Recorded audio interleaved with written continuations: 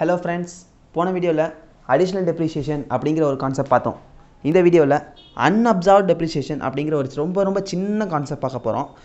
இது என்னன்னா unabsorbed depreciation அப்படின்னா ஒரு வருஷத்தில் டெப்ரிசியேஷனே கிளைம் பண்ண முடியலை அப்படி ஆயிடுச்சுன்னா என்ன அர்த்தம் புரிஞ்சிருக்கும் எல்லாருக்கும். டெப்ரிசியேஷனே கிளைம் பண்ண முடியலை அப்படின்னா டெப்ரிசியேஷன் கிளைம் பண்ணுற அளவுக்கு கூட நம்ம கம்பெனியில் ப்ராஃபிட் இல்லை அப்படி போய்கிட்டு இருக்கு. இப்போ டெப்ரிசியேஷன் அமௌண்ட்டே வந்து 10,000 வந்துருச்சு, ஆனால் கம்பெனியோட டோட்டல் இன்கமே 5,000 தான் இருக்குன்னா 5,000 மைனஸ் 10,000 மைனஸில் இருக்குது. ஸோ டோட்டல் டெப்ரிசியேஷனே வந்து நம்மளால் கிளைம் பண்ண முடியலைன்னா அந்த டெப்ரிசியேஷனுக்கு பேர் தான் அன்அப்சார்ப்ட் டெப்ரிசியேஷன். அந்த வருஷத்தில் அப்சர்வ் பண்ண முடியாத டெப்ரிசியேஷன் தான் அன்அப்சார்ப்ட் டெப்ரிசியேஷன். இந்த அன்அப்சார்ப்ட் டெப்ரிசியேஷன் மேக்ஸிமம் லாஸாக தான் இருக்க முடியும். ஏன்னா கண்டிப்பாக வந்து எல்லாராலையும் வந்து கிளைம் பண்ணிட முடியாது. அந்த கேஸில் அதை வந்து எத்தனை வருஷத்துக்கு வேணாலும் கேரி ஃபார்வர்ட் பண்ணிக்கலாம், அன்லிமிட்டட் நம்பர் ஆஃப் இயர்ஸ்.